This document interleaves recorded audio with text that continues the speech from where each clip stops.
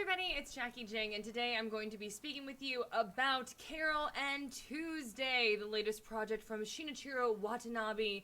You may know him, he's created some of my favorite anime.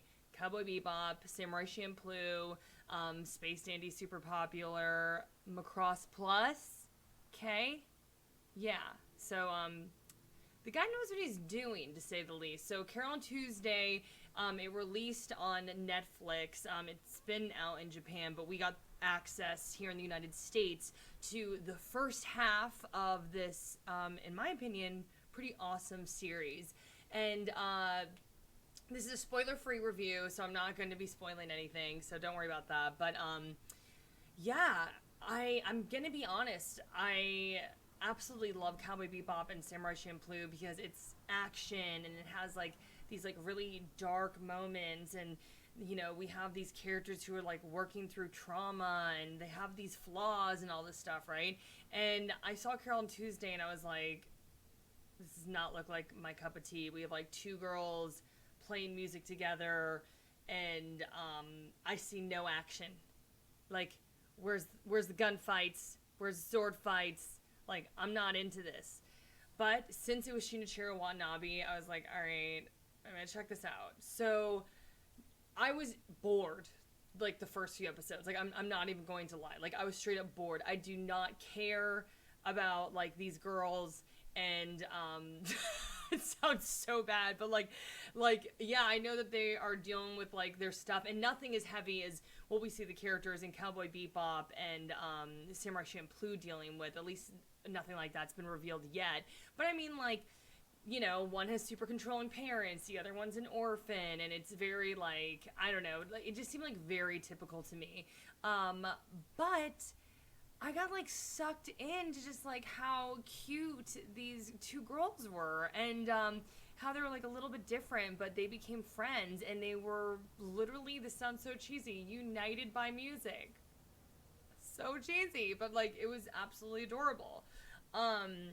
So yeah, I like ended up getting sucked into the story, but it was slow to me because the beginning was about like establishing them and their friendships, but then like things really started to pick up for me when the Mars Brightest tournament began, and it's essentially American Idol, you know, and I could not stop watching.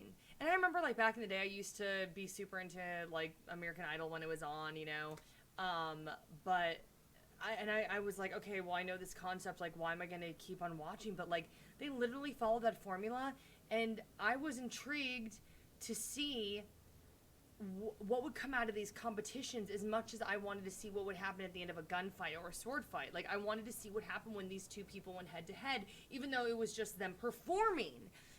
So I ended up getting really caught up in it, and I ended up binge-watching probably the last probably the last, I want to say 8 episodes. Like, yeah, like most of the series I just like sat there and like just consumed it all, and I really enjoyed it. So yeah, I mean, I'll be honest, it's definitely not your shonen, typical shonen by any means. It's not shonen. It's not shonen. Like, it's not.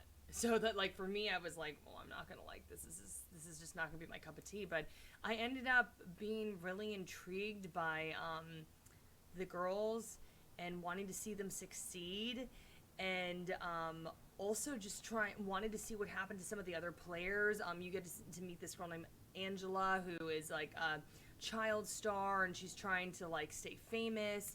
And there's this weird YouTube kid, and then, oh my god, Mermaid Sisters. Not even gonna spoil any of that. Like, I mean, like, I'm not even gonna touch what they are, because like you just gotta see that and like experience that. But yeah, I was pleasantly surprised. So if you're looking for like some action or something, I mean, I think you already know from the trailer you're not gonna get that. But is it thrilling? Is it exciting? I got in it, y'all. Like, I was totally like consumed in the last few episodes there. So Carole Tuesday, my spoiler-free review, I'm feeling it, y'all. So I am going to be on Anime News Network's podcast. I'm not sure when it comes out, but we are talking about Carole Tuesday. I'm filming it tomorrow, or Friday. Sorry, I might post this on Friday. So Friday. But I'm going to be going in depth about this show with the editor-in-chief, Zach, and also with our managing editor, Lindsay. So hear our discussion about it, because we'll probably go into spoilers a little bit more.